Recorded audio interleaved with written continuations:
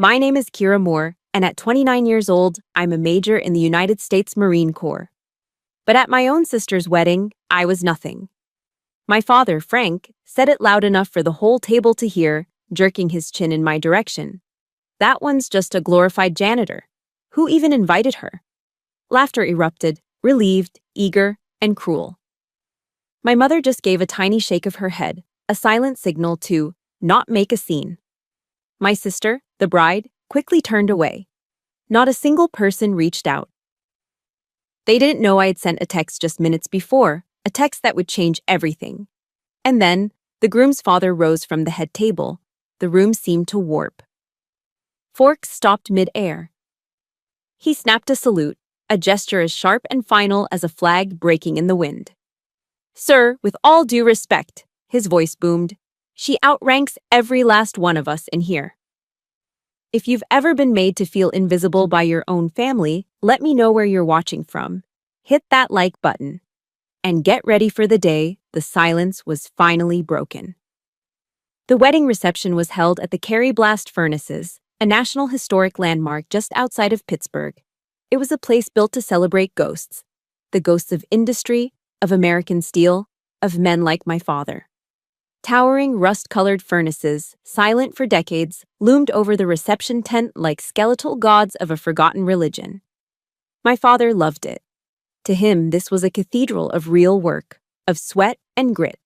To me, it felt like a graveyard. Inside the tent, they had tried to soften the industrial decay with strings of fairy lights draped between massive steel I-beams. The effect was unsettling, like putting a lace doily on a battleship. A thick, humid Pennsylvania air hung in the tent, carrying a strange mix of scents. The sweet, smoky aroma of pulled pork and barbecue sauce from the buffet line, the vinegary tang of potato salad, the earthy smell of cornbread, all layered over the damp metallic odor of old, cold steel. It was the smell of a world I had escaped, a world I no longer fit into. I felt like a misplaced machine part precisely engineered for a function that didn't exist here.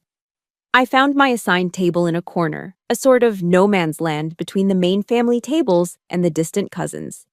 From my vantage point, I could see everything. I watched my father, Frank, holding court near the bar.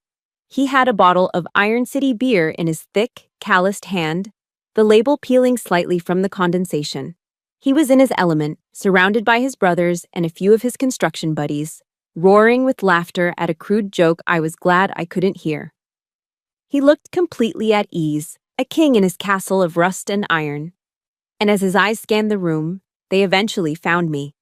He didn't smile. He didn't wave. He just held my gaze for a moment, a flicker of something cold and calculating in his expression. I knew, with the certainty of a soldier who knows the sound of an incoming round, that I was his next target. He didn't wait long. After another swig of beer, he ambled over to our table, not to greet me, but to perform. He leaned down, placing his hands on the back of my cousin Anthony's chair, pointedly ignoring me, though I was sitting right next to him. He was putting on a show for the table, for my aunts, my uncles, the people who had watched me grow up. He jerked his chin in my direction, a gesture of pure contempt. "That one," he began, his voice a low rumble meant to carry, "is just a glorified janitor." He paused, letting the words hang in the air, a smug, self-satisfied smile spreading across his face. "Who even invited her?" The words hit me with physical force. It wasn't just the insult, as crude and ignorant as it was the public declaration. He wasn't just demeaning my career as a logistics officer in the Marine Corps. He was revoking my very right to be there, at my own sister's wedding. He was telling the world I was an embarrassment, a piece of filth that should have been swept under the rug. For a split second, the air left my lungs. The cheerful music, the clinking of glasses, it all faded into a dull, roaring hum in my ears. The shock was a cold wave, washing over me, threatening to pull me under. But the deepest cut didn't come from Frank. It came in the 3 seconds that followed. First, the laughter. It started with my great-aunt Carol, a sharp cackling sound that broke the stunned silence. It was a laugh of permission, signaling to everyone else that it was okay, that the target had been officially marked. Others joined in, a ripple of nervous, then eager chuckles. It was the sound of a pack turning on its own. Second, my mother. I risked a glance at her, seated at the next table over. Brenda Moore didn't look at me. She was staring at her plate, but I saw her give the tiniest, almost imperceptible shake of her head. It was a gesture I knew intimately. It wasn't a defense of me. It was a plea. A silent, desperate message that screamed, "Don't you dare make a scene, Kira. Just take it. Just let it go for the sake of peace." Her peace built on the foundation of my silence. And finally, my sister, Lacey. The bride, radiant in a white dress that probably cost more than my first car. I saw her out of the corner of my eye. She heard it. I know she did. But she didn't turn. She didn't defend me. She just shifted her weight, the silk of her gown rustling, and angled her body slightly away, pretending to be absorbed in a conversation with her new mother-in-law. Her avoidance was the final nail in the coffin. Their collective silence wasn't just silence. It was a verdict. It was a roaring, unanimous confirmation of my father's words. Yes, he's right. You do not belong here. I didn't answer. I didn't cry. I didn't even move. My training, the brutal, relentless discipline hammered into my soul at Quantico, took over. My body went into lockdown. I focused on a single, controllable action. My breathing. In through the nose for a 4 count. Hold. Out through the mouth for a 4 count. It was a technique we used to lower our heart rate under fire, to stay calm when the world was exploding around us. I narrowed my field of vision, shrinking the cavernous, hostile room until the only thing in my universe was the oak table in front of me. I studied the deep grain of the wood, tracing the lines with my eyes, focusing on its solid, unfeeling reality. The laughter, the whispers, my mother's cowardice. It all became distant noise outside the perimeter of my control. Then, through the tabletop, I felt a subtle vibration. It was the distinct scrape of a chair leg on the concrete floor, followed by the shift of a large man standing up. I didn't have to look up. I knew who it was. The text message I'd sent to General Peterson a few minutes earlier had been a simple courtesy. A subordinate officer informing a senior one of her arrival. "General, sir, just letting you know I've arrived." I never expected a response. But in that moment, as I felt his presence shift the gravity of the entire room, I realized that simple text had just become my distress signal. That feeling at the wedding, the cold, crushing weight of being erased by my own family. It wasn't new. It was just a public performance of a private play they'd been rehearsing for my entire life. My tactical breathing in that reception hall was a skill I'd learned in the Marines, but the war itself started long before that. It started in a small shared bedroom in a blue-collar suburb of Pittsburgh. That room was a perfect map of the family's unspoken constitution. It was divided by an invisible line down the middle, 2 separate worlds under one roof. Lacey's side was a pink explosion. A chaotic, joyful mess of Barbie dolls with tangled hair, glitter, half-finished craft projects, and silk ribbons spilling out of drawers. It was everything a little girl's world was supposed to be. My side was different. It was a world of order. I had model airplanes, an A-10 Warthog, a C-130 Hercules, hanging from the ceiling on fishing line, perfectly spaced. My books were arranged by subject. My desk was clear except for the project I was working on. And my wall was covered with weather charts I'd carefully copied from the newspaper. My father, Frank, would often stand in the doorway, his large frame filling the space. He'd look at Lacey's side, and a genuine smile would soften his face. "Now this," he'd say with a proud chuckle. "This is a little girl's room." Then his eyes would drift across the invisible line to my side. The smile would vanish. A heavy sigh would escape his lips, the kind of sigh you make when you're looking at a tax form you don't understand. "And this," he'd mutter, more to himself than to me. "This looks like the damn IRS office." He wasn't just commenting on our decorating choices. He was passing judgment on our very nature. Lacey was a delight. I was a problem to be solved. That feeling crystallized in the 8th grade. I'd always been drawn to systems, to understanding how things worked, or more often, how they broke. For the school science fair, I poured everything I had into a project on emergency evacuation logistics for our town. It wasn't a baking soda volcano. It was a detailed, multi-page analysis with flowcharts, population density maps, and calculated response times. I won first place. I remember the weight of the blue ribbon in my hand, the surge of pride so intense it almost made me dizzy. I couldn't wait for my parents to see it during the open house that evening. My mother came, told me it was very smart, dear, and then drifted off to chat with another parent. But I was waiting for Frank. When he finally arrived, smelling faintly of sawdust and beer, he walked right up to my display. I held my breath. He squinted at the complex charts, his brow furrowed. He didn't say a word to me. Instead, he turned to my science teacher, Mr. Davies, who was standing nearby. With a dismissive wave at my project, Frank said, "My kid's got some odd hobbies. At least it keeps her busy." He never once looked me in the eye. He never asked a single question. In front of the one teacher who saw my potential, my own father had reduced my greatest achievement into a quirky, time-wasting habit. The pride I felt curdled into a hot, sharp shame that burned in my stomach. The final lesson came the year I turned 16. For Lacey's 16th birthday, my parents bought her a used but reliable Toyota Corolla. There was a cake, balloons, the whole celebration. She was the baby. She needed to be taken care of. Later that year, I was selected for a week-long academic program in Washington, D.C., a huge opportunity. I just needed to cover the fee for the bus and lodging. I had some money saved from my part-time job bagging groceries, but I was short about $200. I asked Frank if he could help. He sat me down at the kitchen table and gave me a look that was supposed to pass for fatherly wisdom. "Kira, you're the oldest. You have to be self-reliant," he said, his voice firm. "Lacey is the baby. She needs looking after. Besides," he added, delivering the final blow, "I know you have that savings account. Figure it out." It was the first time I understood the cruel irony of my role in the family.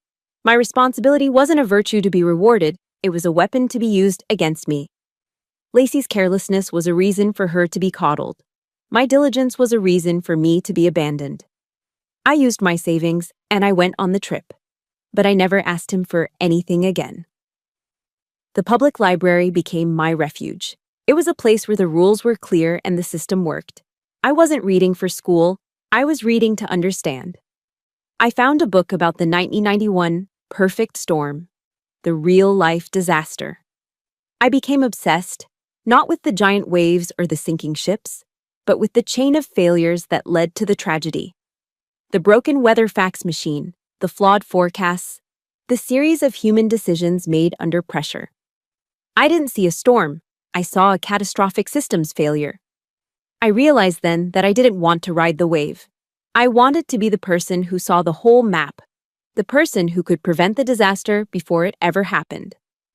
If you've ever felt like the responsible one in your family, and that responsibility was used against you instead of being appreciated, please support this story with a like, and just comment with a simple, "I see you" below, so I know I'm not alone.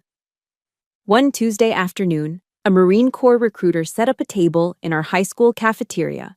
He was a gunnery sergeant, sharp and squared away. He wasn't talking about glory or blowing things up. He was talking about challenges, about structure. He pointed to a line on his poster, a phrase I had never heard before. He said, "People think wars are won with guns. They're not. Logistics wins wars." Logistics. The word hit me like a lightning strike. It was the language I'd been speaking my entire life without knowing its name.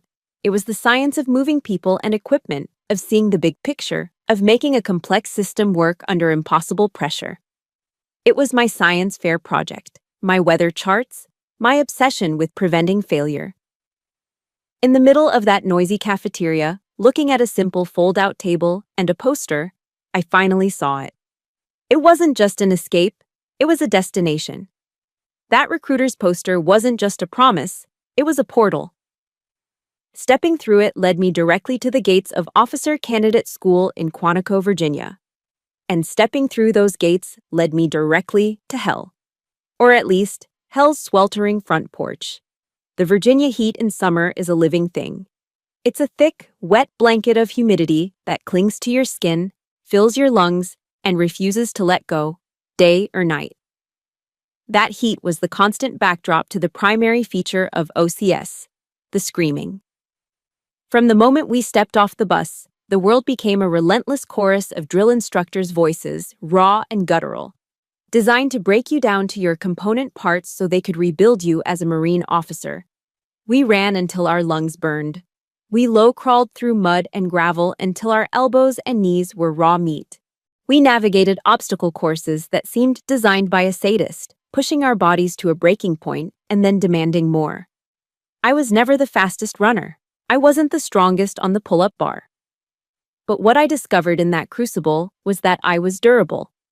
While other candidates, bigger and stronger than me, were collapsing from heat exhaustion or quitting from sheer mental fatigue, I just kept going. I learned to shut down the part of my brain that felt pain or exhaustion and focus on one thing and one thing only, the immediate task in front of me. Get over this wall. Get to that ridge. Clean this rifle. My entire world shrank to the next objective. It was the loneliest I'd ever been in my life. The isolation was absolute. But it was a clean kind of loneliness, different from the suffocating invisibility I felt at home. Here, no one cared where you came from, who your father was, or what your sister was doing. The system was brutal, but it was fair. The only question that mattered was, can you complete the mission? For the first time, I felt like I was standing on solid ground. About halfway through the 10-week course, during a rare moment of quiet after evening chow, they held mail call. A stack of letters from the outside world, a lifeline for most candidates. I never expected anything, so I was surprised when the sergeant yelled, "More!" My heart gave an unfamiliar lurch. It was a letter from my mother. I took it back to my rack, my hands trembling slightly as I tore open the envelope. Inside was a glossy 4x6 photo of Lacey. She was smiling, her teeth impossibly white, wearing a shimmering blue dress. It was her prom picture. My mother's neat, cursive handwriting filled the single page. "Hi, honey," it began. "Everything is fine here at home. Your father just finished reshingling the back porch. Your sister Lacey is always so busy with her friends, you know how it is. I hope you're eating enough out there." That was it. Not a single question about how I was doing. Not one word of encouragement. No acknowledgement of the grueling ordeal I was putting myself through. It was a weather report from a planet I no longer inhabited. As I folded the letter, a final sentence, scrawled at the bottom in my father's blocky, aggressive handwriting, caught my eye. "Hope they're teaching you how to mop a floor right." I stared at the words, the ink bleeding slightly into the cheap paper. There was no anger, no sadness, just a profound, chilling clarity. This letter wasn't a failed attempt at connection, it was a reminder of my designated place in their world. It was a message from my jailers, checking in to make sure I remembered my sentence. I carefully tore the letter and the photograph into 4 neat squares and dropped them in the trash. They weren't fuel for my anger. They were dead weight, and I was traveling light. A week later, we had our final land navigation test. We were dropped in the middle of a dense forest at night, given a map, a compass, and a series of coordinates. The mission: lead your fire team to all 5 points and get to the extraction zone by 0500. The candidate in charge of the team next to mine was a former college football player, a huge guy who approached every problem with brute force. I watched his team crash into the woods, trying to take the most direct route, a straight line through the thickest, most unforgiving terrain. I did the opposite. I gathered my team, spread the map on the ground under the red light of my headlamp, and took a full 5 minutes to study the terrain. I saw a deep gully the other team was heading straight for. I saw a winding creek bed that represented a longer route, maybe a half-mile longer. But it was a clear, established path around the worst of the terrain. A quote from General James Mattis, a Marine I'd started reading about, echoed in my head. "The most important 6 inches on the battlefield is between your ears." We weren't going to fight the terrain. We were going to use our heads and let the terrain work for us. We took the long way. We moved at a steady, quiet pace, confirming our position at every checkpoint. 2 hours later, we arrived at the extraction point, tired but composed. We were the first team back. 30 minutes later, the football players' team stumbled out of the woods, scratched up, covered in mud, and missing one of their waypoints. They had failed. The next morning, my drill instructor, a formidable gunnery sergeant with a chest full of ribbons and a face that looked like it was carved from granite, pulled me aside after formation. I braced myself for a verbal assault. He just stood there for a moment, looking me up and down, his eyes unblinking. He didn't praise me. He didn't smile. He just gave a slight, almost imperceptible nod. "More," he said, his voice a low growl. "You don't think like a candidate. You think like a logistics officer. Keep doing that." He turned and walked away. My whole body felt light. It was maybe a dozen words. But in those dozen words, I felt something I had never felt from my own father. Recognition. He saw me. He saw my specific strength and gave it a name. That acknowledgement was worth more than any medal. It was the first brick laid in the foundation of a new woman, a woman whose value would be defined not by the family she was born into, but by the missions she could complete. The gunnery sergeant's words at Quantico weren't just a dismissal, they were a commission. They propelled me forward across the graduation stage and straight into my first duty station as a newly minted second lieutenant at Camp Lejeune, North Carolina. It was there, in the sprawling, sandy landscape of the Marine Corps' East Coast hub, that I met the man who would teach me the true meaning of family. His name was Gunnery Sergeant Miller, though everyone just called him Gunny. He was a tall, broad-shouldered African-American man with 2 decades in the Corps and a calm, steady presence that seemed to absorb the chaos around him. When I, a fresh-faced officer barely old enough to rent a car, was assigned to his logistics unit, his expression was professionally neutral, but I could read the skepticism in his eyes.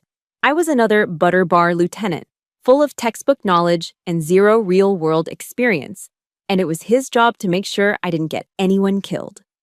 My first major task was to overhaul the supply warehouse, a chaotic labyrinth of mismatched shelves, uncatalogued gear, and frustrated junior Marines. The officer I was replacing had apparently tried to fix it by yelling. I decided on a different approach. For the first week, I didn't issue a single order. I just walked the floor with a notepad, a pen, and my mouth shut.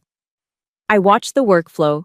I asked the lance corporals and PFCs, the ones actually doing the work, what their biggest frustrations were. I learned their names. I mapped out the entire process from receiving to deployment on a giant whiteboard in my tiny office.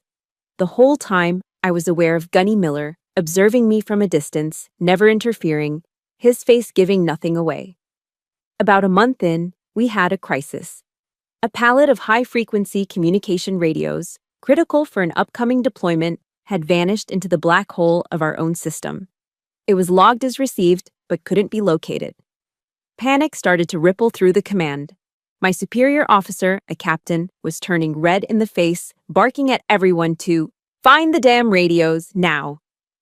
While others scurried around in a state of controlled chaos, I closed my office door. I took a deep breath, pulled up the new inventory tracking system I'd been quietly building based on my observations, and got to work. My system wasn't about yelling louder. It was about listening to the data. By cross-referencing the receiving dock's logs with the forklift operator's daily movement reports, I narrowed the pallet's location down to one of 3 massive, mislabeled aisles. It took me less than 2 hours to find them, tucked away behind a shipment of winter gear that had been delivered 6 months early. Later that afternoon, Gunny Miller appeared at my office door. He didn't knock, just filled the frame. In his hand was a simple, steaming styrofoam cup of coffee. He walked in, placed it on the corner of my cluttered desk, and looked at me directly. "Ma'am," he said, his voice a low, respectful baritone. "I've worked for a lot of officers.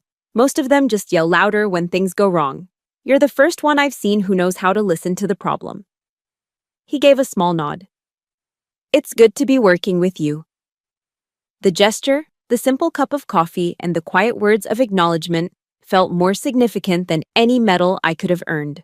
It was respect, pure and simple, given for a job well done.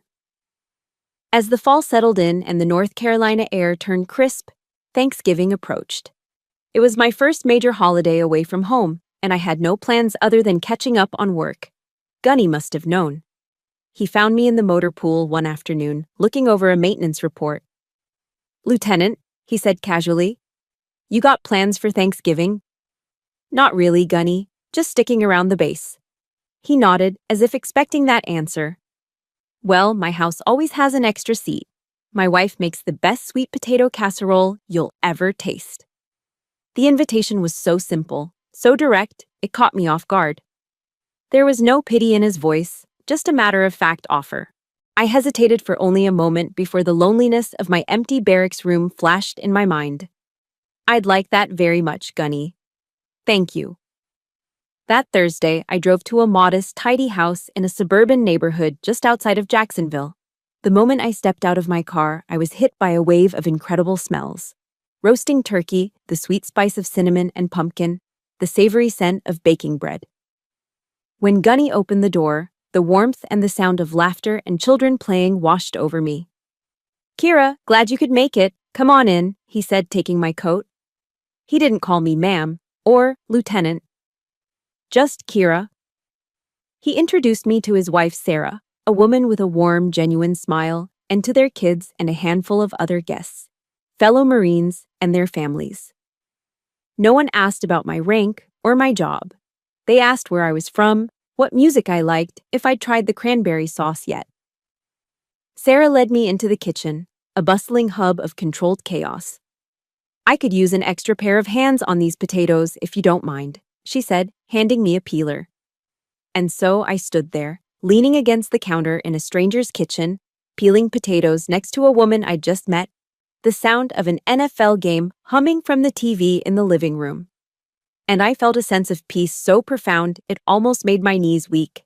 I felt home. Later that evening, as the party wound down, I was helping Gunny clear plates from the dining room table. "I hope you had a good time, Lieutenant," he said, stacking the plates. "I had a great time, Gunny. Thank you so much for inviting me. Your family's wonderful." He stopped what he was doing and looked at me, his expression serious but kind. "In the Corps," he said quietly, "we take care of our own. It's not in the regulations. It's just who we are." He paused, letting the words sink in. "You're part of this family, Lieutenant." And with that one sentence, the carefully constructed defensive wall I had spent a lifetime building around my heart just crumbled. It wasn't a violent explosion, but a quiet, complete disintegration. That night, back in my silent barracks room, I cried for the first time in years. They weren't tears of pain or loneliness. They were tears of overwhelming, heartbreaking gratitude. I had finally found a place where I belonged. The years after that first Thanksgiving with the Millers were the most peaceful of my life. I earned my promotion to captain, and my time at Camp Lejeune was filled with purpose. Gunny Miller remained my mentor, and his family became my anchor. They were my holidays, my weekend barbecues, my emergency contacts. For the first time, I understood what it felt like to have a safe harbor. My communication with my own family dwindled to superficial birthday texts and an awkward Christmas card exchange. The distance felt healthy, like a necessary quarantine. Then came the assignment I'd been working towards, a post in Okinawa, Japan. The physical distance, nearly 7,000 miles and a 13-hour time difference, felt like the final brick in the wall I'd so carefully built. Here, I was truly on my own, and I thrived on the responsibility. My life was orderly, disciplined, and calm. The ghosts of Pittsburgh felt a million miles away.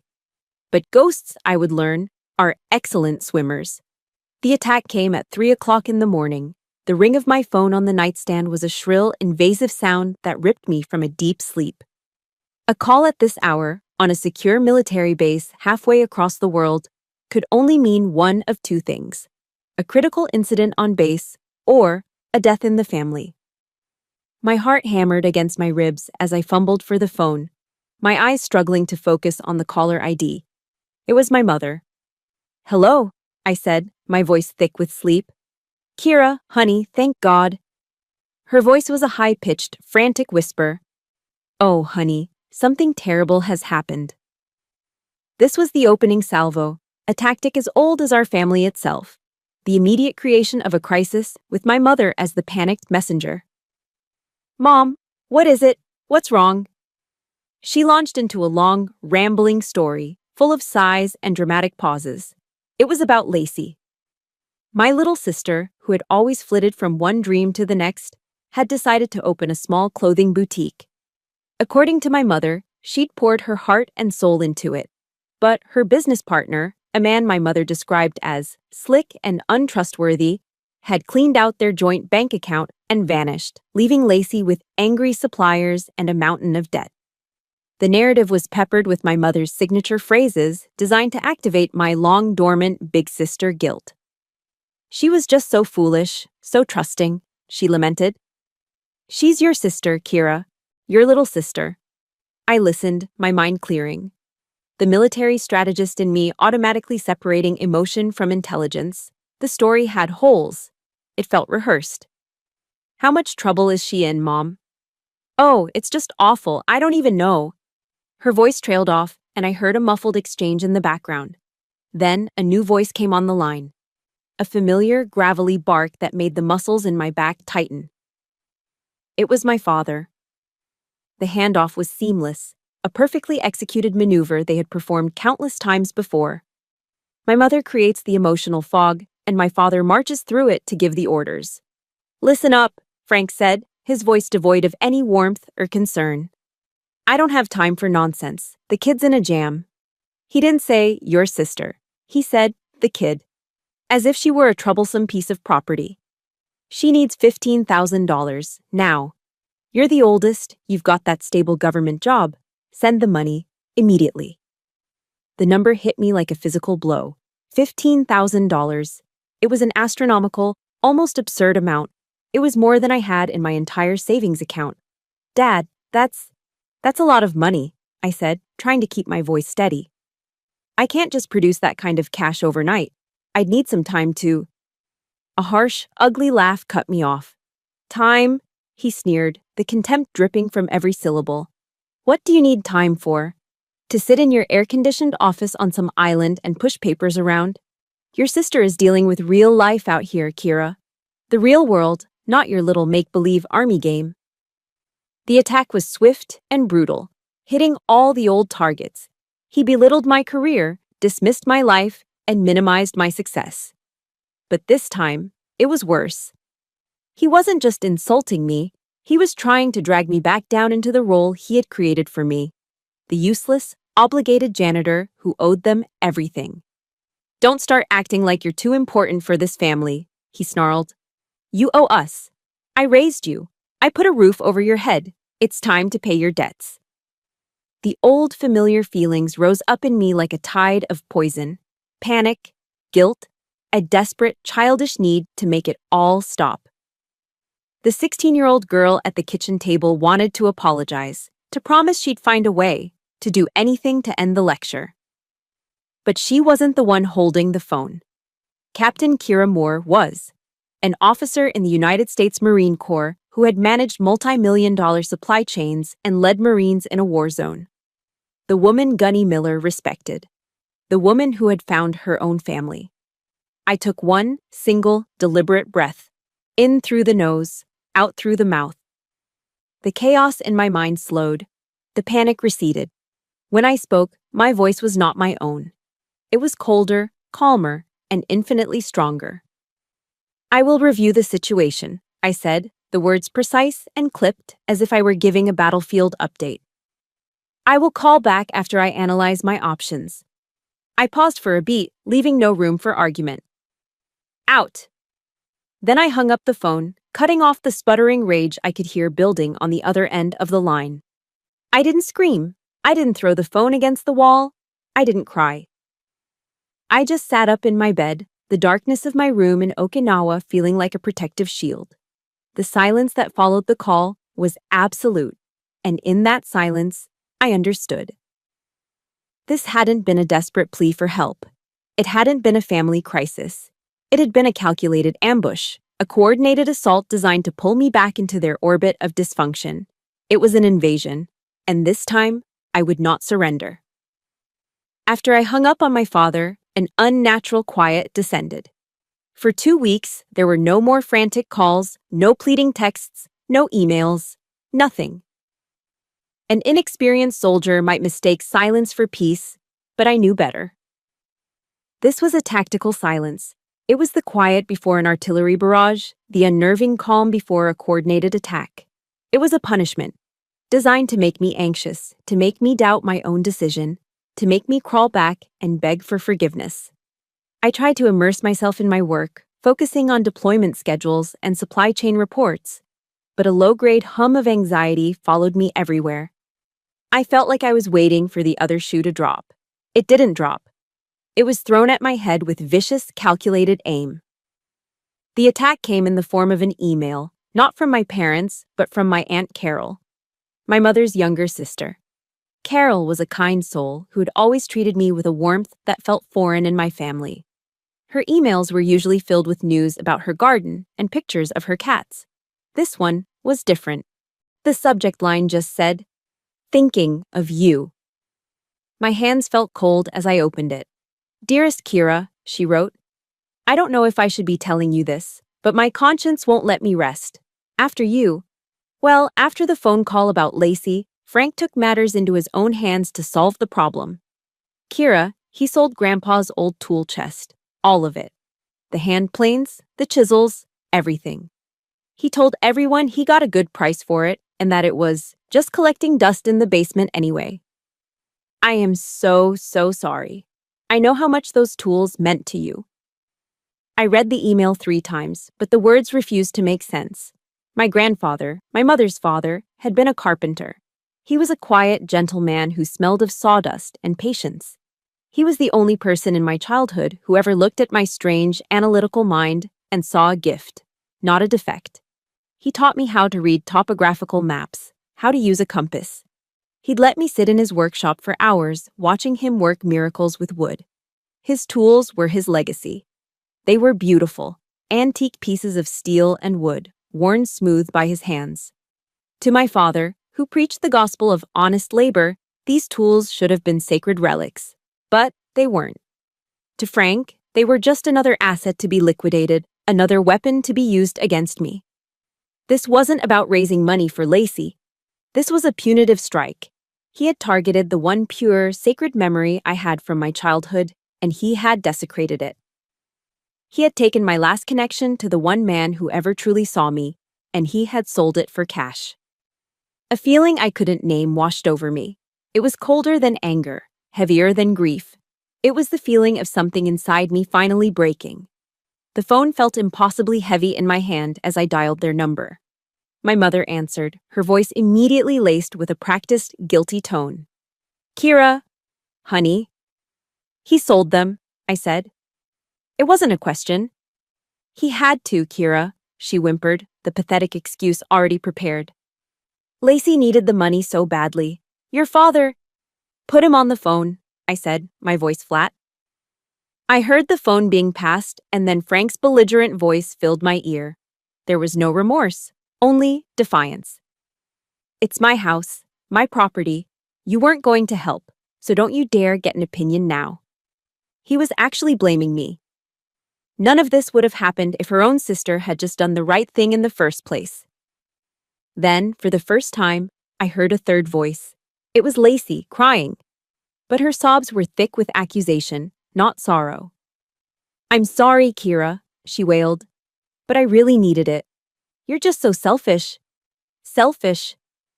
The word echoed in the dead space between Okinawa and Pennsylvania.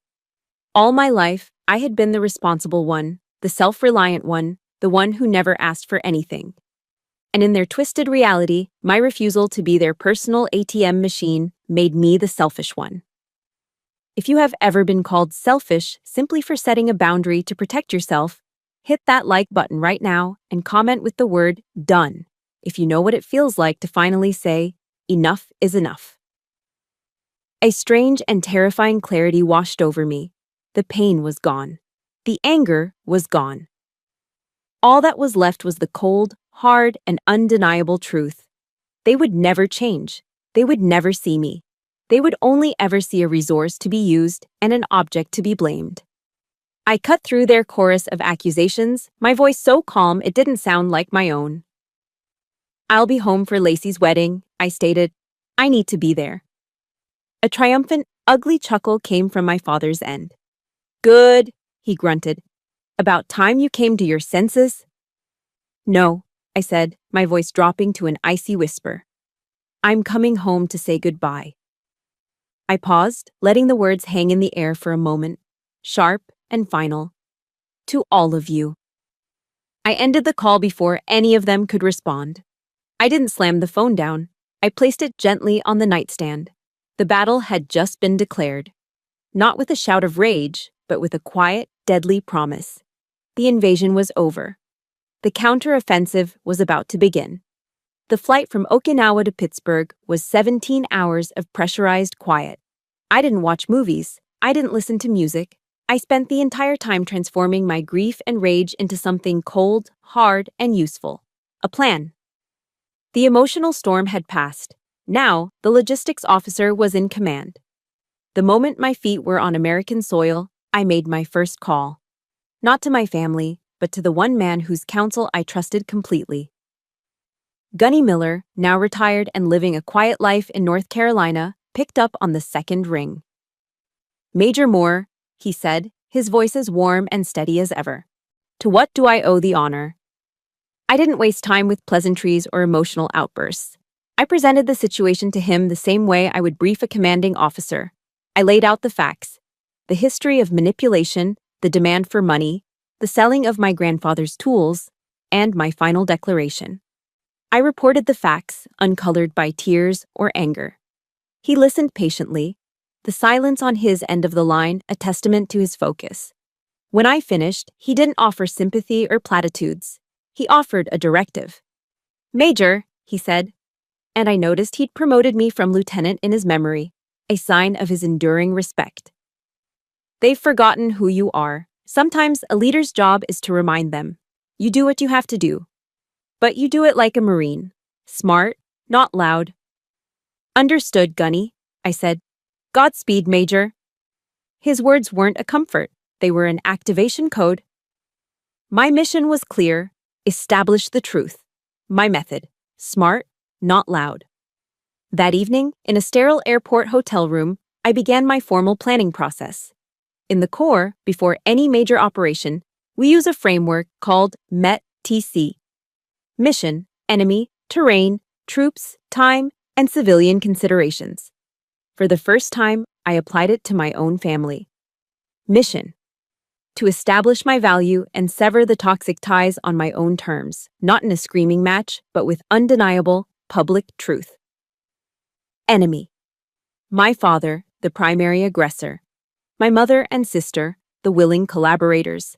Their tactics, guilt, gaslighting, and the weaponization of my sense of duty. Terrain: the wedding reception at Kerry Blast Furnaces, a neutral site but filled with their allies. A high-pressure, emotionally charged environment. Troops: I was a force of one. My only potential asset was an unknown variable, the groom's father. This led me to the intelligence-gathering phase of my operation. I opened my laptop and searched for General Mark Peterson, the groom's father. My sister was marrying into a military family, a detail my father had conveniently ignored. The search results were extensive. General Peterson was a decorated 2-star Army general, a West Point graduate, a man with a sterling reputation. I spent hours reading articles about him, watching his speeches on YouTube. He spoke about integrity, about leading from the front, about how respect is the bedrock of the military. I read a quote from a speech he gave at a Memorial Day service. "We wear this uniform not to command fear, but to earn respect. And that respect is owed to every single person who takes the oath, regardless of rank or job." I felt a spark of recognition. He wasn't a blustering tyrant like my father tried to be. He was a man who believed in the same system of merit and honor that had saved me. He believed in the world where I belonged. He was no longer an unknown variable. He was now a key strategic asset. The next evening was the rehearsal dinner, held at a steakhouse downtown. This was my opportunity to conduct reconnaissance and prepare the battlefield. I saw General Peterson across the room, talking with his wife. He was exactly as he appeared in his photos, tall, distinguished, with an air of quiet authority. I waited for a lull in the conversation, took a steadying breath, and approached. I did not approach him as a victim seeking aid. I approached him as a fellow officer. "General Peterson, sir," I said, my voice clear and steady.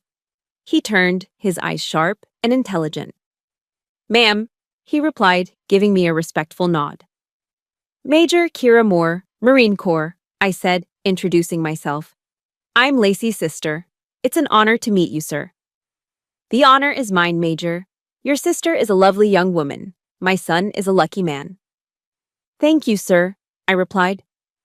"Sir, if I may have a moment, I wanted to provide you with some context about my family so that you're not caught by surprise tomorrow." His expression shifted slightly, a flicker of professional curiosity. He gave a slight nod. "Go on." "My father is a man who values a certain kind of work," I explained, keeping my tone neutral and factual. "My career in military logistics is difficult for him to comprehend. He has a nickname for me. He calls me the glorified janitor." I let the ugly words hang in the air for a moment. "In our world, sir, respect is absolute. It's ingrained in everything we do. In my family, it's a more relative concept. I just thought you should be aware of the terrain." He studied my face for a long moment, his eyes seeing more than I was saying. He saw the discipline, the control. He recognized a fellow professional. "Understood, Major," he said finally. "Thank you for the briefing." With a nod, I excused myself. The seed had been planted. I hadn't asked him for anything. I had simply provided intelligence to a senior officer. What he did with it was his command decision. Back in my hotel room that night, I faced my final tactical choice: my uniform. My full-dress blues were hanging in a garment bag, the crimson blood stripe on the trousers crisp, the brass buttons polished to a mirror shine. To wear it would be a statement of power, an act of defiance. But Gunny's words came back to me. Smart, not loud. Wearing my uniform would be loud. It would be an escalation. It would make me the aggressor in their eyes. My father would use it as proof of my arrogance. No, my power didn't come from the uniform. It came from the truth.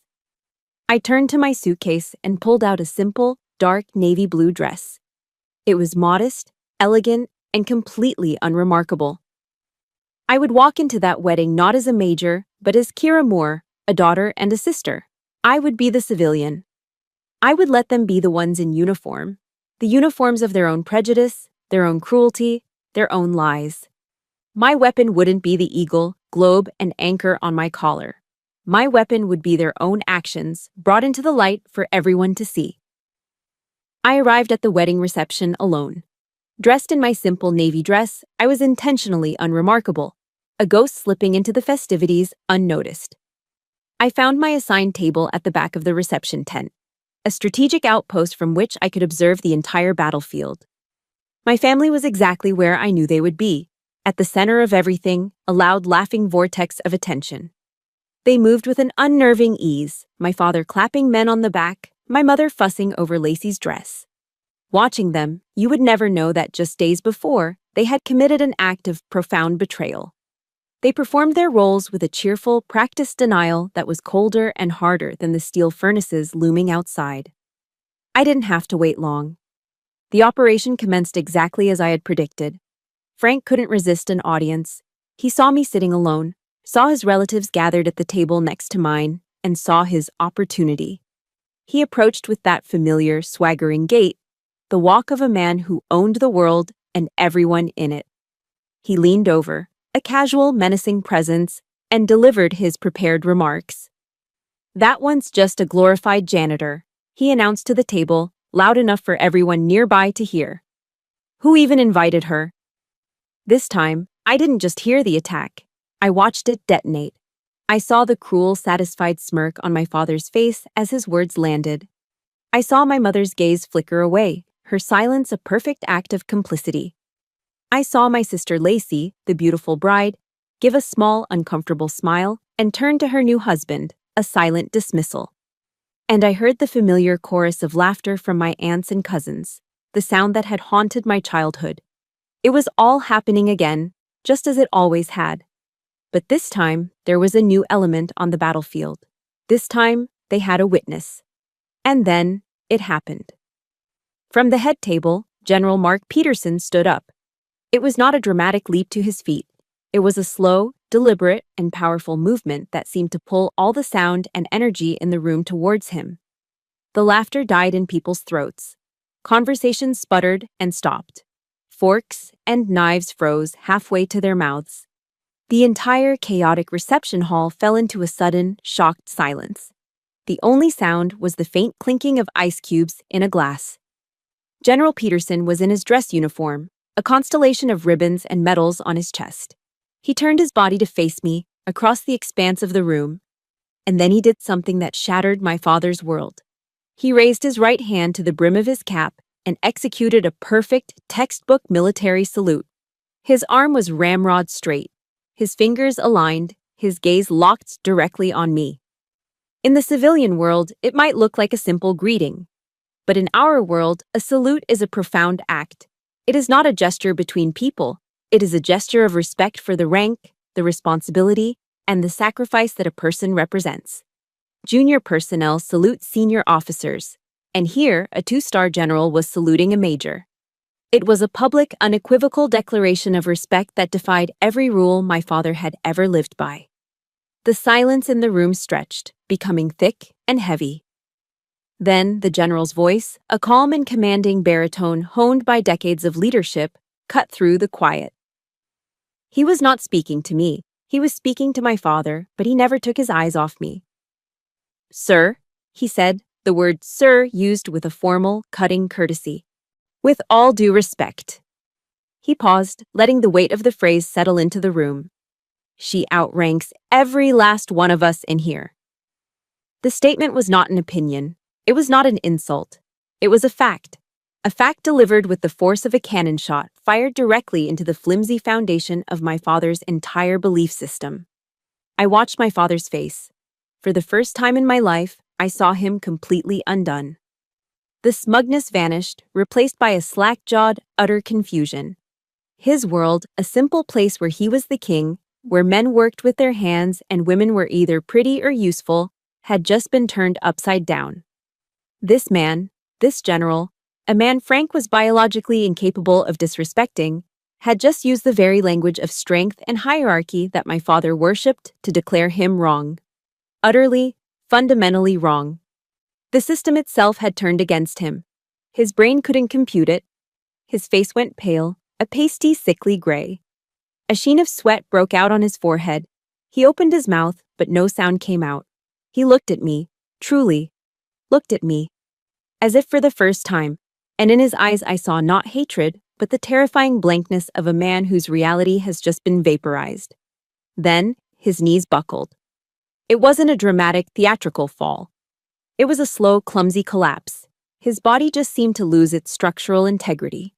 He listed to one side, his big, powerful hands grasping at the back of a chair, missing it completely.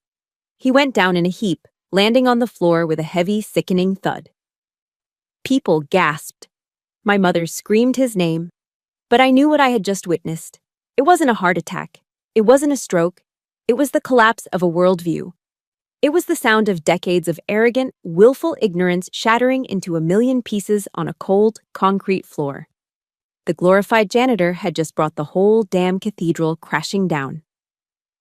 The aftermath of my father's collapse was a strange, surreal silence.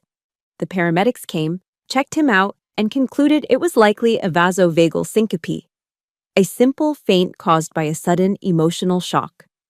They helped him to a small private office off the main hall to rest, and the wedding reception tried its best to pretend nothing had happened.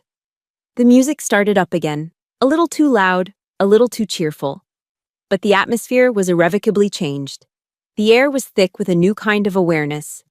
People avoided my gaze, not with the contempt of before, but with a kind of awkward, nervous respect. The truth, once detonated, leaves radioactive fallout. I stepped outside into the cool evening air, needing a moment to process the sudden, violent end to a war I'd been fighting my whole life. The feeling wasn't the triumphant elation I might have expected. It was a hollow, echoing quiet. The adrenaline faded, leaving behind a profound exhaustion. I heard footsteps on the gravel behind me and turned to see General Peterson approaching. He stopped a few feet away, giving me my space. He didn't mention my father. He didn't offer apologies or explanations. He just looked at me with the clear, steady gaze of a commander. "Major," he said, his voice calm and even. "Sometimes the truth needs an armed escort. Thank you for allowing me to provide it." I was stunned. He wasn't treating me like a damsel in distress he had just rescued. He was speaking to me as a peer, an ally in a successful operation. His words were a confirmation far more profound than the salute. He was acknowledging my strategy, my courage. He was telling me that he hadn't just acted for me, he had acted with me. "Thank you, General," I managed to say, my voice thick with an emotion I couldn't name. "Your support was decisive." He gave a single sharp nod and walked back inside, leaving me alone with my thoughts. The victory was real, but the aftermath was messy. And it was coming for me. My mother found me first. Her eyes were red-rimmed and puffy, her face a mask of weary accusation. "Look what you've done," she whispered, her voice trembling. "Your father is humiliated.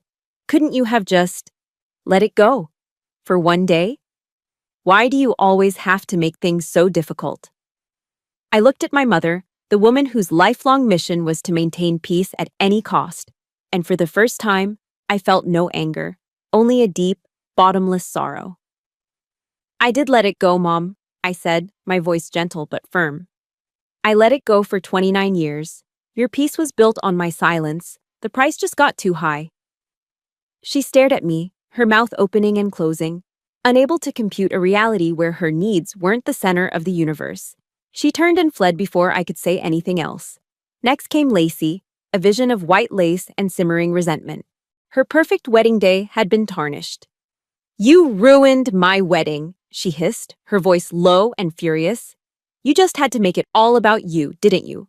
Today was supposed to be my day." "No, Lacey," I replied, my voice just as quiet but carrying the weight of decades. "Dad did this. He brought his war to your wedding, and you, and Mom, you've always let him." The truth of the words hung between us, stark and undeniable. She had no answer. She just glared at me, turned, and retreated back to the safety of her party. A few hours later, as the reception was winding down, one of my cousins told me my father wanted to see me. I found him in the small office, sitting on a folding chair, looking smaller and older than I'd ever seen him. He didn't look at me when I entered. He just stared at his own hands, the thick, calloused hands of a man who built things with brick and mortar. I don't understand," he stammered, his voice raspy.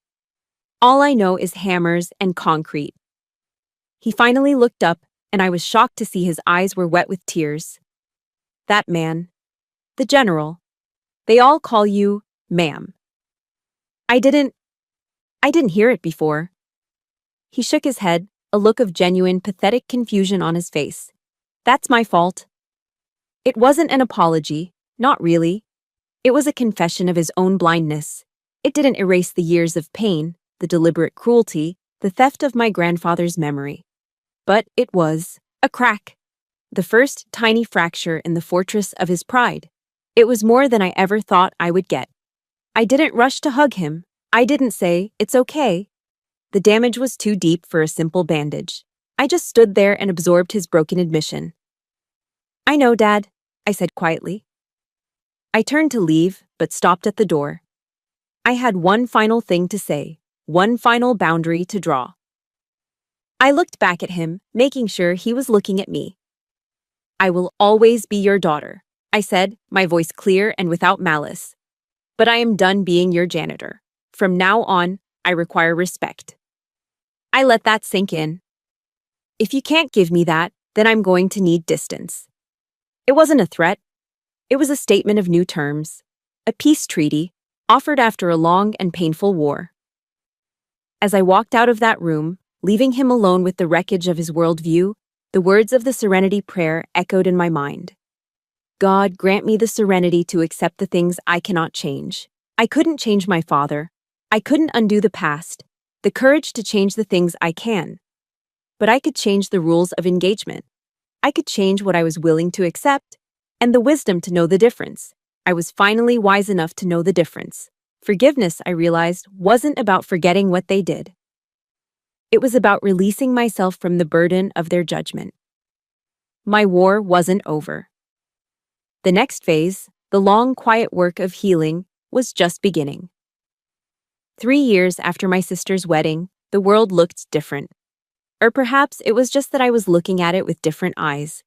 I'd been promoted again, and my career had taken me to a place I'd once only read about, the Pentagon. The work was demanding, a complex world of global logistics and strategic planning that challenged me every single day. It was exactly where I belonged. The distance I had demanded from my family had settled into a new, quiet reality. It wasn't the warm, easy relationship I saw in other families, but it was peaceful.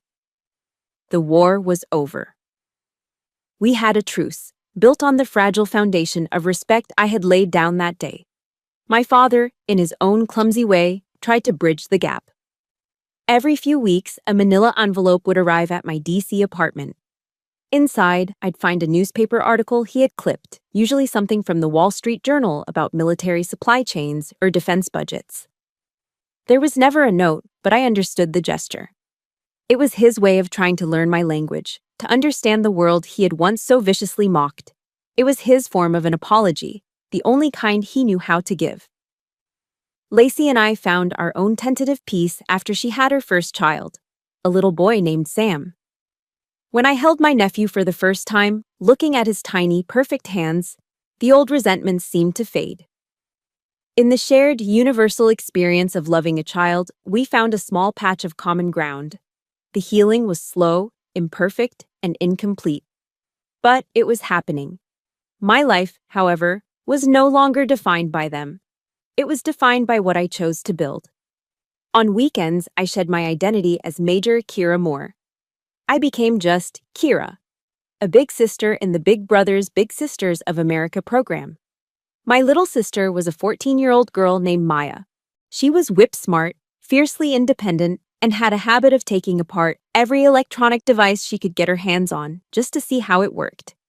In her curious, analytical eyes, I saw a reflection of the little girl I used to be, the one who covered her walls in weather charts. My job wasn't just to help her with her algebra homework or take her to museums, though we did plenty of that. My real mission was to be the person I'd needed when I was her age. It was to look at her intense curiosity not as an odd hobby, but as a superpower. When she successfully rewired a broken lamp, I didn't just tell her she was clever. I told her she was a problem solver, an engineer in the making. I was determined to ensure that she would never have to wait until she was 29 to hear that her unique way of seeing the world was a strength, not a flaw. I was passing the torch, ensuring the fire my family tried to extinguish in me would burn brightly in someone else. One Tuesday afternoon, a heavy cube-shaped package arrived at my door. It was postmarked from Pittsburgh. My heart did a familiar, cautious dip, but the return address was my Aunt Carol's. I cut the packing tape and lifted the flaps. Inside, nestled in a bed of old towels, was the rich, dark wood of my grandfather's tool chest. On top lay a handwritten letter from my aunt. "Kira," it read. "It took me a while, but I tracked down the man Frank sold these to. He was a collector. I told him the story, your story. I convinced him to sell them back to me." I could picture her saying the words, her voice full of gentle determination. "I think these belong with the person who knows their real value. Love, Carol." I reached into the box and lifted out his favorite handplane. The steel was cool and heavy, the wooden handle worn to a silky, perfect patina from the grip of his hand. I could almost smell the faint, sweet scent of cedar shavings and workshop dust. I ran my thumb over the smooth wood and felt the circle of my life finally close. The legacy that had been stolen from me had found its way home. The story ends here, on a Saturday afternoon, on the floor of my sunny living room. Maya and I are on our hands and knees, surrounded by a pile of popsicle sticks, a bottle of wood glue, and a set of architectural plans I'd helped her draft. We are building a model of a truss bridge. She carefully glues a final stick into place, her brow furrowed in concentration. She looks up at me, her eyes bright with a question that has nothing to do with bridges. "Kira," she asks, "is it hard, being a major?" I look at her, this brilliant, wonderful girl, and I feel a wave of profound love and clarity. I smile. "The hard part isn't being a major, Maya," I say softly. "The hard part is learning to believe you deserve your place at the table, no matter what anyone else says. Success isn't about other people finally seeing you. It's about you finally seeing your own value." I reach out and gently tap the top of the small, sturdy bridge she just built, and then using it to build something solid. I look down at the little bridge, a tangible thing created from a plan, from intellect, from patience and precision. My father had been right about one thing: the world is built by builders. He just never understood that some of the strongest things are built not with bricks and mortar, but with a quiet, unbreakable resolve. I had finally become a builder, in my own way, and the foundation I stood on was finally my own. And so that's where my story ends, or rather, where my new life truly began. My foundation is now built on respect, purpose, and the family I chose. Now, I want to hear about yours. In the comments below, I want you to tell me about just one brick you have laid for your own foundation. It could be setting a boundary, learning a new skill, or forgiving yourself. This channel is a place for stories like these, stories about finding strength when we feel invisible. If my journey resonated with you, please subscribe and hit the like button. It helps these stories reach others who might need to hear that they are not alone, and that they too can become the builder of their own life.